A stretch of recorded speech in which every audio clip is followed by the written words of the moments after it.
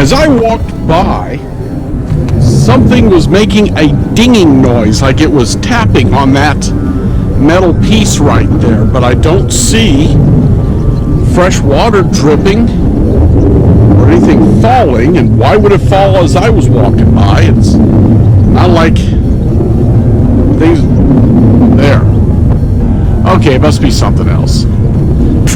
Cool though, huh? Oh, I see, those old grapevines probably. Cool.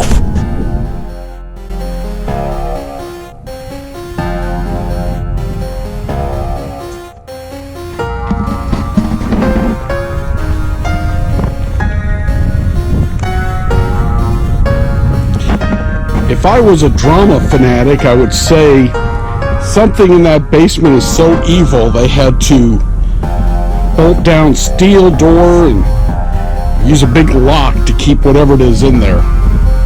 But I know, having been in there, whatever it is still able to get out.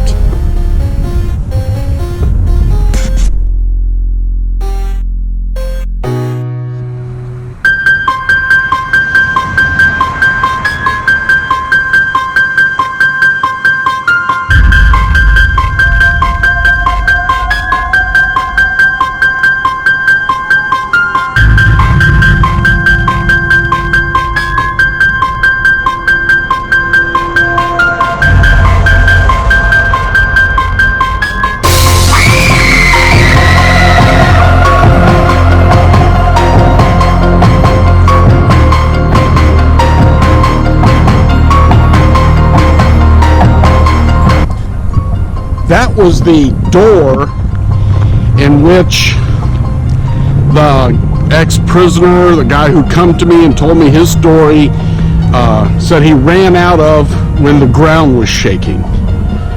Whatever spirit's in there was so strong, he thought it was an earthquake because everything was shaking.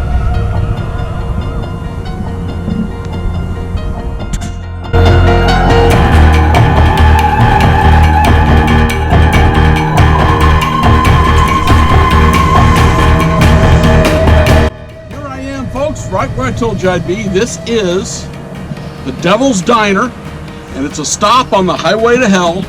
That's right, this is a place famous in this world and the next. The Tri-County Truck Stop, the Old Diamonds, the place we've ghost hunted many times and never been disappointed.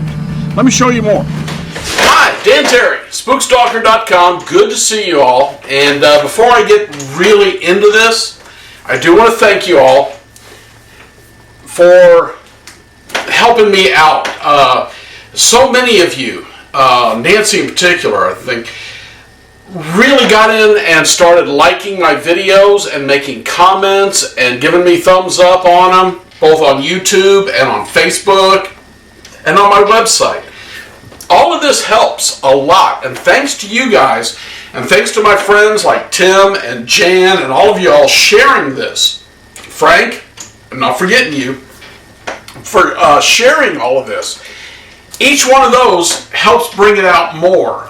YouTube uses some kind of program to, as you get more likes and more of that, they put it on more and more pages. And I'm getting more people signing up, more people liking it, more people subscribing, which allows it to grow even bigger, and good Lord willing, go into some book sales. And I've actually was shocked at how many books of the ebooks I have sold. So again, thank you folks, thank you my friends for helping me to grow this site. It's slow, but it works. And slow and steady will win the race.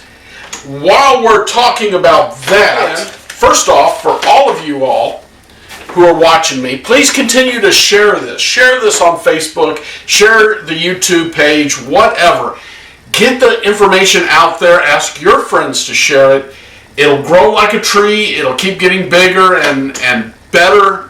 And maybe I can actually start selling some, really selling some books and writing more about faraway places. Like I did Missouri Shadows. I did River Shadows, which went from New Mexico all the way out to the East Coast.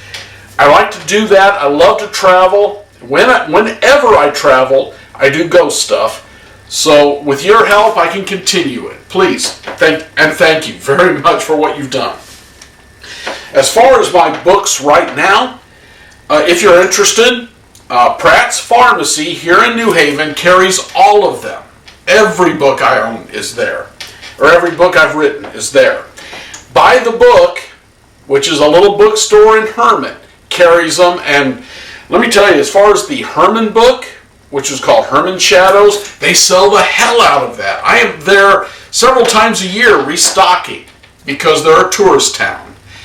With this damn virus and the shutdowns, it's not doing as well. I'm hoping Buy the Book can survive.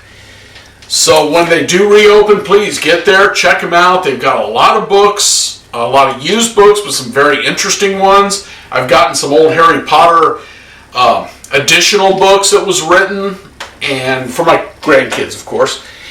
Yeah, I don't read that stuff. Anyway, no, actually, J.K. Rowling's an amazing author, did a great job. Buy the Book in Herman carries most of my books. And they do not yet have Supernatural Washington, but they will as soon as they reopen. Mommy and Me Again is a very haunted secondhand store down in Washington, downtown. The building is amazing. It is so haunted. It's incredible. I did write about it, as well as Chimera Creative Works, which are probably the finest photographers in Washington. These guys do amazing, incredible work, both with video and photographs. Happen to be in a crazy haunted place. Allowed me to come in twice and are encouraging us to come back because the ghosts are so cool there. We had some really good times. Chimera Creative Works, downtown Washington, and Mommy and Me Again are both haunted buildings that are carrying my Supernatural Washington. So check that out. And there's a little bookstore called Neighborhood Reads in Washington that's carrying Supernatural Washington. So those stores have it if you like paper books, which I do. It's hard, and let me tell you guys, I sign, autograph, whatever you want to say, a lot of books throughout the course of the year, my books. And it's hard to do that on ebooks. Now, I love ebooks. I own a Nook, Barnes & Noble, and currently I am reading probably the best supernatural fiction series I have ever read, and I've read a lot. Love the Kolchak books. Kolchak was a personal hero. But there's a book series called Odd Thomas. I saw the movie. If you have not seen the movie, don't. And I say that guardedly, and let me explain. The movie is good, very well done.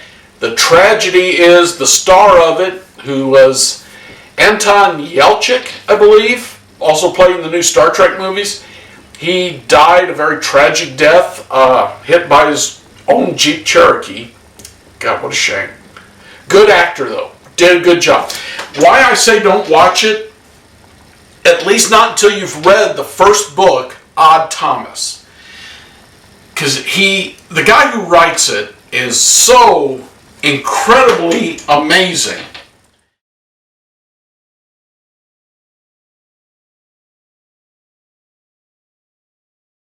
You immediately love these characters.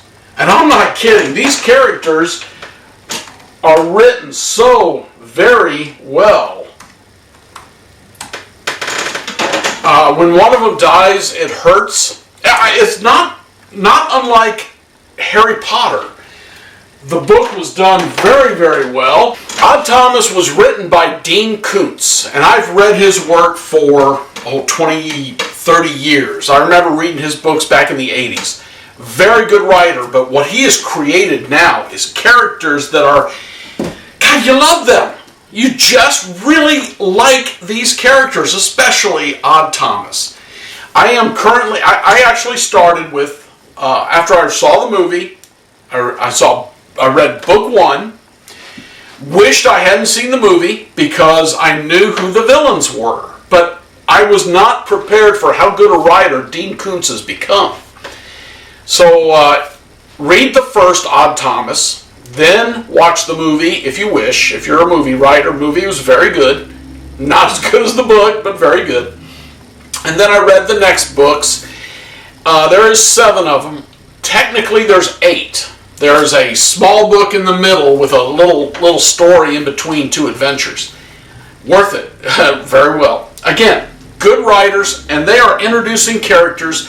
I am currently on book 7, and I don't know if this character is good or evil. She seems good, but you still love her. She is just incredible. The characters are amazing. Anyway, Odd Thomas, if you haven't read it, please read the books. If you're a reader, you will absolutely love these guys. Okay, that's enough of that. Anyway, going back to my original story. On the Nook, you can purchase Too Ornery to Die, Supernatural Washington, and I have a book on there called Ghost Walk. Ghost Walk is a travel book I wrote, and what it does is tells ghost stories from big cities who have ghost tours, and then I rate the ghost tour. So check that out. I think you'll like it. On Amazon Kindle is River Shadows, Ghost Walk, Too Ornery to Die. Too Ornery to Die was my most recent book up until Supernatural Washington. And of course, Supernatural Washington. They're all available. Those are available on the Kindle from Amazon. And the Nook has Too Ornery to Die, Ghost Walk, and Supernatural Washington.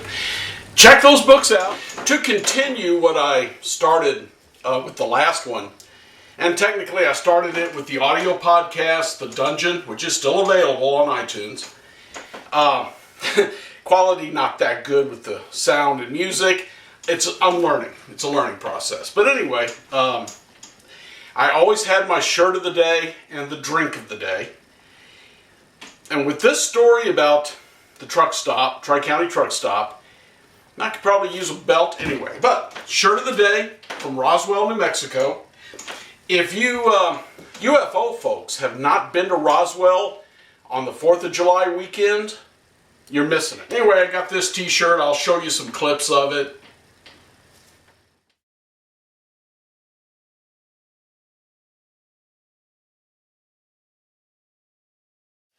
And the drink of the day is going to be the perfect drink for ghost hunters, Jacob's Ghost from Jim Beam. As you can tell, I've had some of this before. It's been a while. I bought it for the name Jacob's Ghost, and it's got this cool hologram right here, and Jacob's eyes seem to go back and forth when you move the bottle a little bit. It's called a white whiskey. I thought it was like a moonshine. They say it isn't. Let me read you the side of it. Jacob's Ghost. Jacob's Ghost celebrates the spirit of Jim Beam's founding distiller, Jacob Beam, by refining the clear whiskey he first distilled in 1795. Jacob's Ghost is clear, but it isn't moonshine or unaged white dog. It's a special whiskey, aged at least 1 year in white oak barrels, and crafted by our master distillers with over 200 years of Beam tradition to be uniquely versatile and flavorful. Well, if burning is a flavor, then by God, they've done it. it's flavorful. This is my shot glass from the Haunted Tavern tour in Nashville, Tennessee. If you ever get the chance, take that tour. It's a lot of fun. He was the ghost of a Texas ladies' man.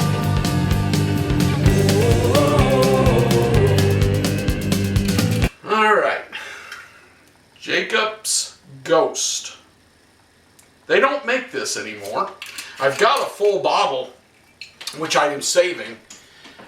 I don't know why. I can't even tell you why. I just love the bottle. But I'm going to disagree with them in that, boys, I don't care what you say, this is moonshine.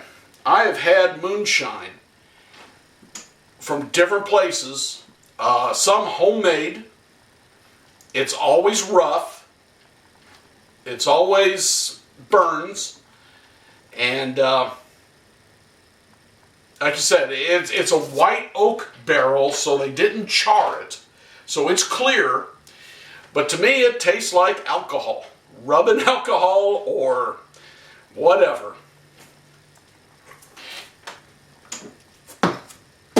Wow. Woo! That's moonshine. I don't care what you say. And the eyes are still moving, but I think he's trying to say something to me now. Whew. I'm beginning to believe that stuff was distilled in a radiator. But it is strong. Okay, let's get to reading. All right. Well, this is Welcome to Hell's Greasy Spoon. Kind of wish I'd thought of the Devil's Diner then like I did later. Just rings better. I did take from the magazine and reduce it down to a few pages, hoping it'll be, well, easier to hold on to. Let me wet my whistle here real quick. Whiskey's great, but water makes you ready to talk.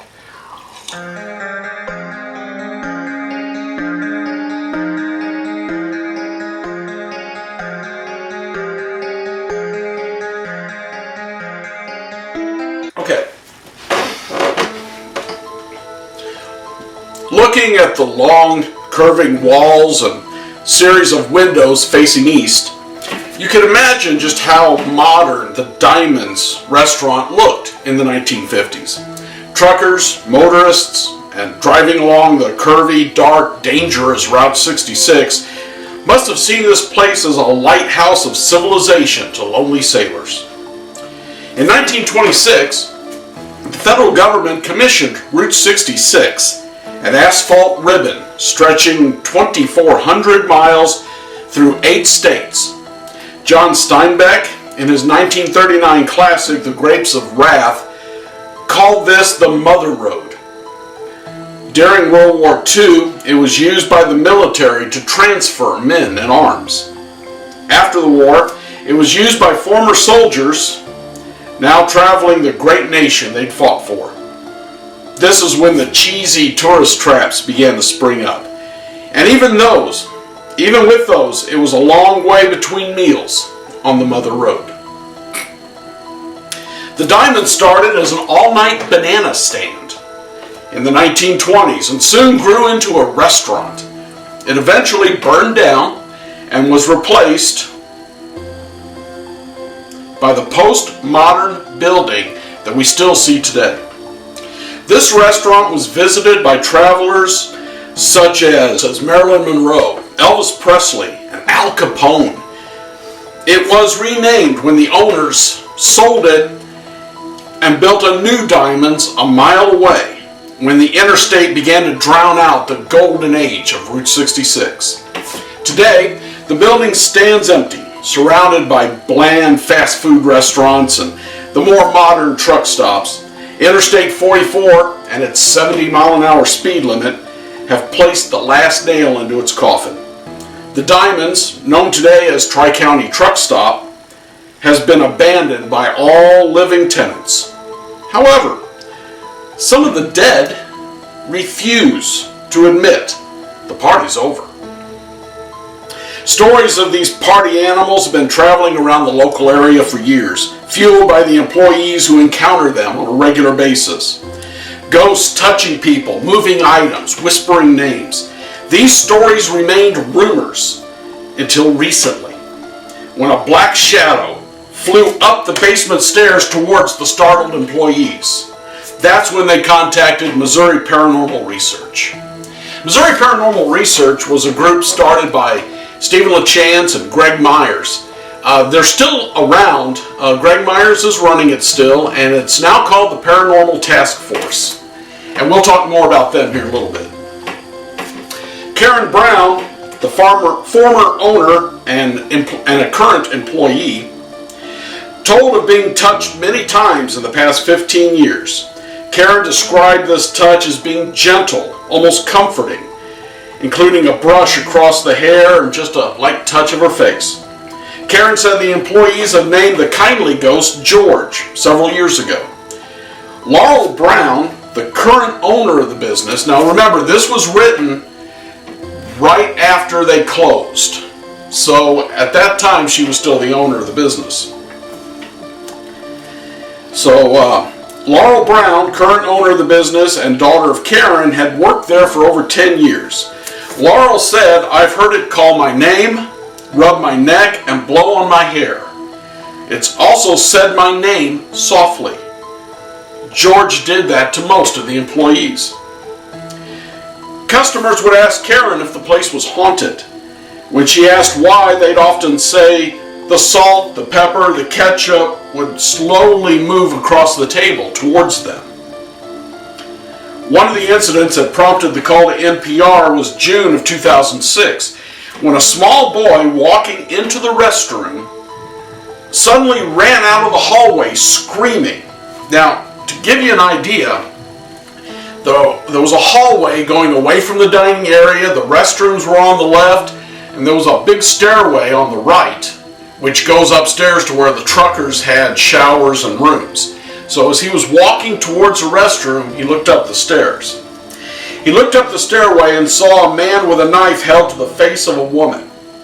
As the boy watched, the man pulled the knife across the woman's throat, causing blood to gush. When the employees and patrons of the restaurant ran to the scene, there was no body and very little mess. There was a series of red dots across a 5-foot section of wall directly across from the stairway. Karen believed it was blood. She said there was just a few specks, but they weren't there earlier. And she also mentioned it took weeks to remove the spots from that wall. One waitress I talked to named Jackie had an eerie encounter the day before when the mixer turned on by itself. The door to the oven crashed open twice, and she heard the dish cart being pushed across the room when there was no one in the building. Due to the size of the building, Missouri Paranormal Research invited 2 other local ghost hunting groups on the first night. This was the very first ghost hunt there ever. The Missouri Paranormal Investigations Association and, of course, Spookstalker. That was very kind of them, and this was an incredible opportunity.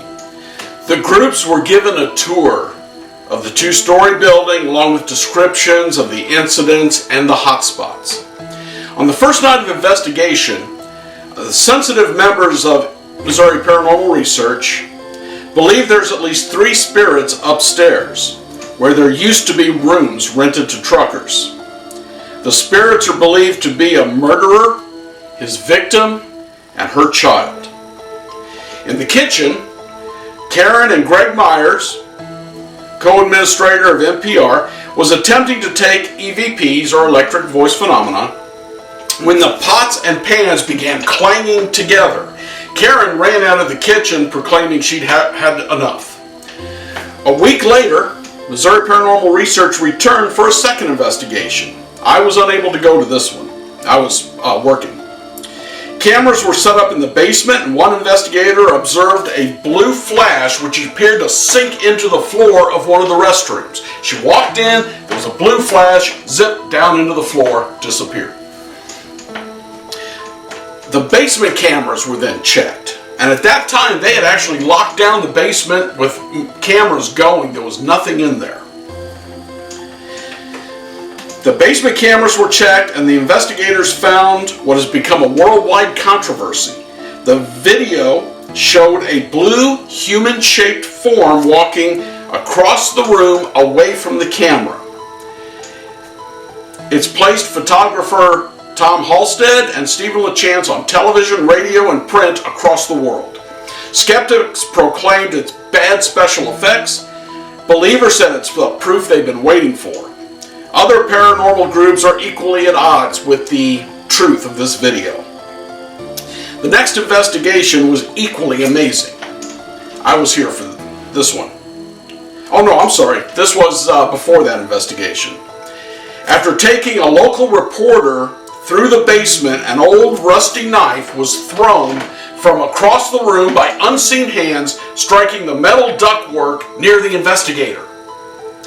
Now, when I'd been there on the first one, I remember being in the basement where this occurred and seeing that old rusty knife. I mean, it was an old rusty blade about this big with a wire piece that was all that was left of the handle. The rest of the handle had been broken or rotted off.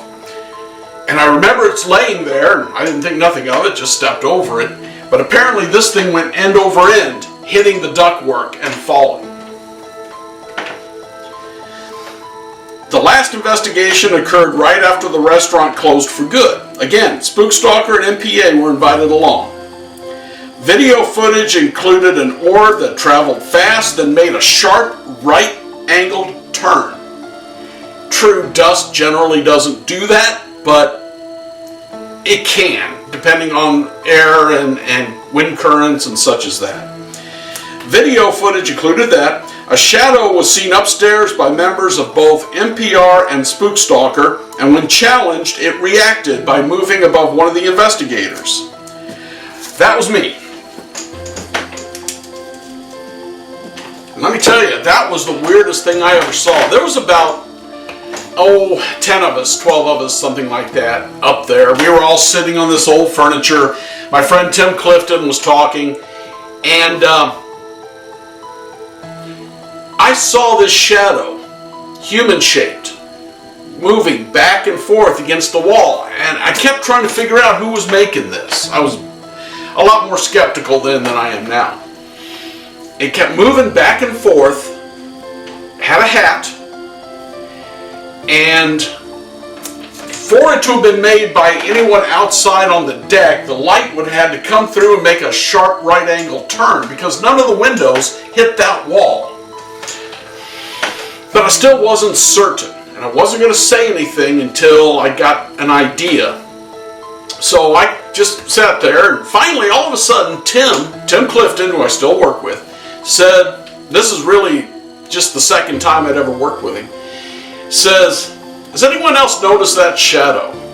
And I said, yeah, I've been watching it now for about 15 minutes. So I went to the window, the only window, and again, the light would have had to made some weird right angle turn to get there, but it's the only thing I could think of because there was an area you could walk on outside. And I kept clinging on to the idea there was somebody out there messing with us. So I got in by the window and I was trying to see, and Tim said in a very calm voice, Dan, I see your shadow and I see its shadow.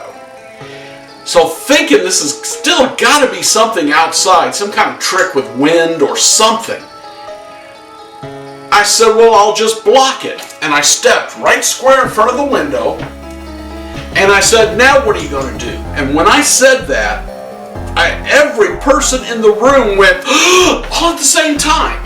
And I'm standing there with my back to the room, my face looking out the window, thinking, oh dear God, something's going to eat me.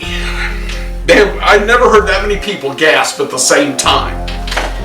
And then again, in a very calm voice, Tim said, Dan, it's above you. And he said, and my wife was there, Sherry, she verified it. When I said, now what are you going to do? It lifted up and then over, so it was him and me, one long shadow on the wall together. I walked away from it, I sat down, this is the first time a shadow person had ever not run, not just fled. So I had to think on this for a minute, so I sat down and it went back to pacing back and forth, and over the course of about 5 minutes just disappeared. That was weird. Okay, moving on. Tim, part of the Missouri Paranormal team, was shoved and slapped when he challenged the spirit upstairs. Believed it to be the murderer. Tim is a former Catholic and now currently working towards becoming a Baptist minister, and believes it's a demonic force upstairs he encountered. I think the world of Tim, but I am not quick to jump on the demon train. I'm not sure how evil anything there is and how much it's just mean human spirits, but whatever is there is amazingly strong. One of the photos, one I took, showed Tim, while questioning the spirits, having 3 glowing orbs above his head. And while the truth of orbs can be debated, some say spirit energy, some say dust or pollen or moisture, what makes it interesting is the timing. And the fact that the photograph was taken seconds before, showed no orbs at all. And attempts to recreate them that night was unsuccessful. And another thing, which I didn't put down here at the time, saving stuff for the book, Tim told me then there was 3 spirits with him. No, I beg your pardon. He said there was 4 spirits. There was a murderer, the murderer's partner, who we called the lackey, the victim, and her child. And when we looked at that again, there was the 3 glowing orbs above Tim and a small one at his feet, which I totally missed until we thought about it later.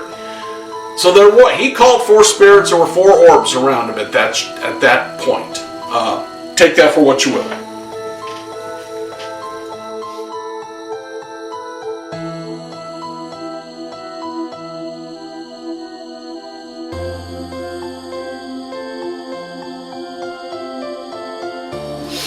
The teams left the restaurant with more questions than answers.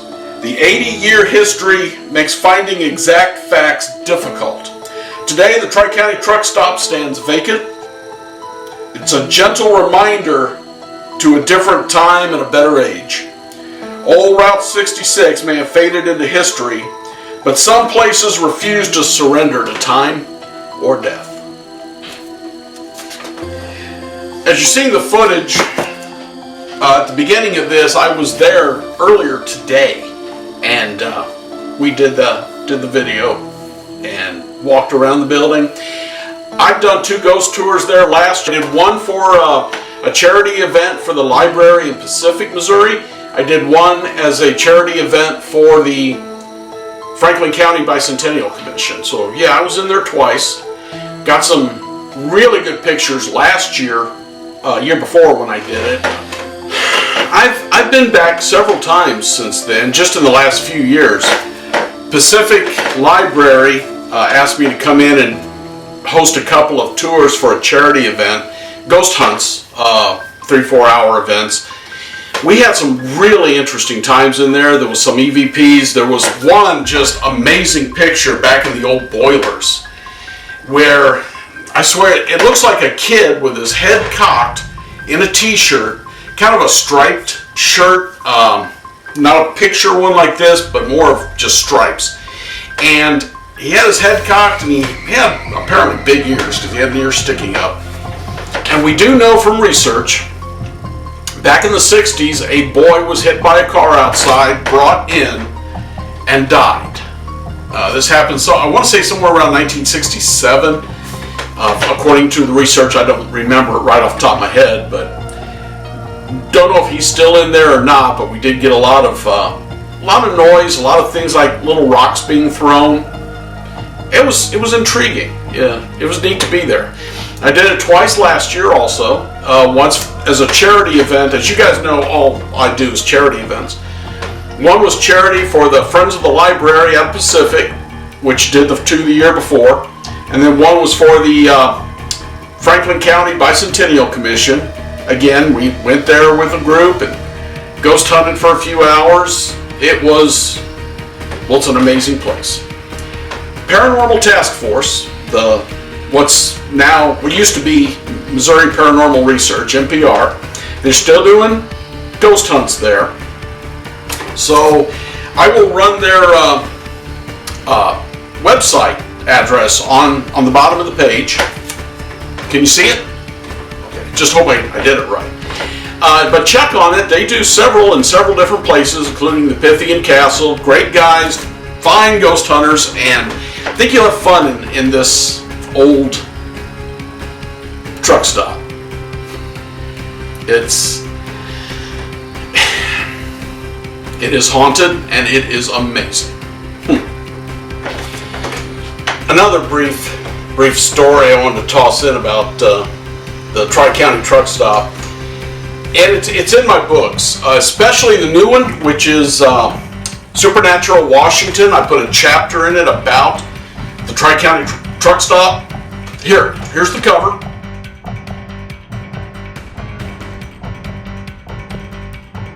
So I've written about it before. I think it was in Missouri Shadows.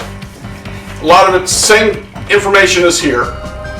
And that actually, that article or that chapter for the Washington book was written before we did the ghost tours. So it's not got some of the information.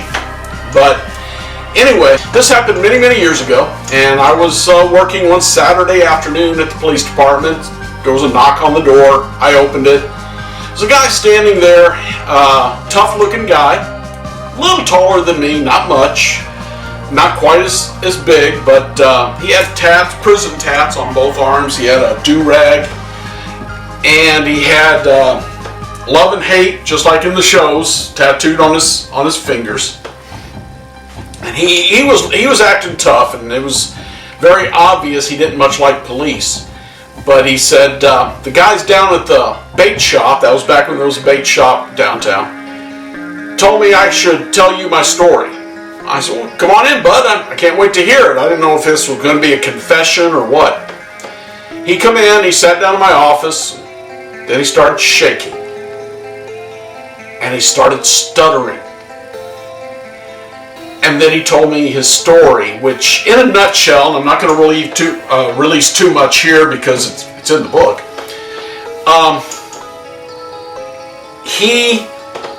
His brother was working as a security guard at the Tri-County truck stop. This was years after I'd been there and wrote this article. In fact, I'd already wrote the chapter in one of the first or second books.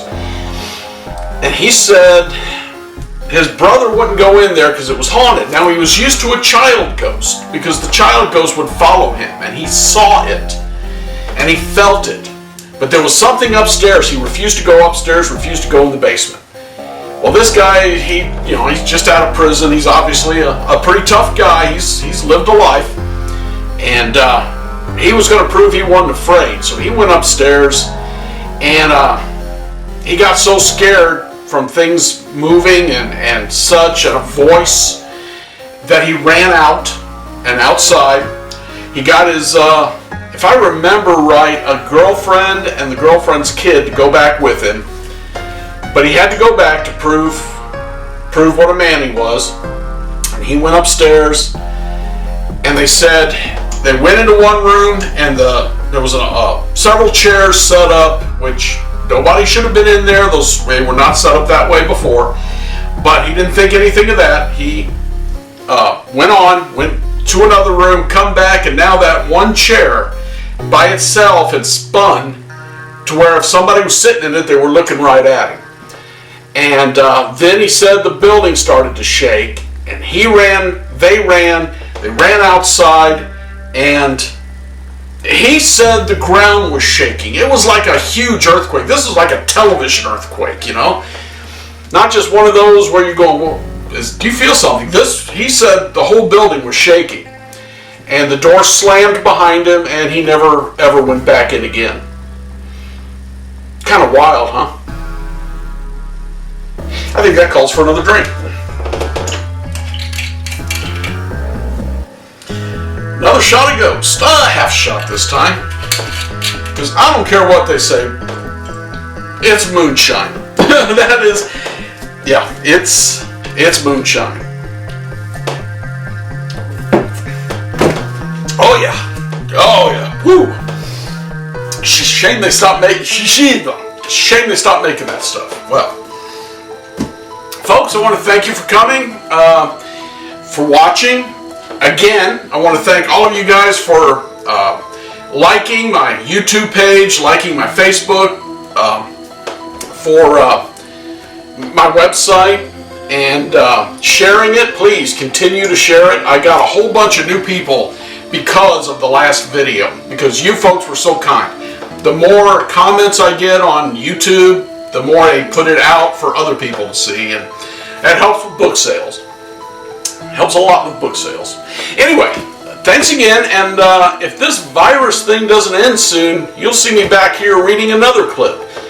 If any of you want anything in particular that you know I've done, please toss it in. Enoch's Knob Bridge and the Tri-County Truck Stop are some of my biggest, but I've had some pretty good adventures. So, anyway, stay haunted.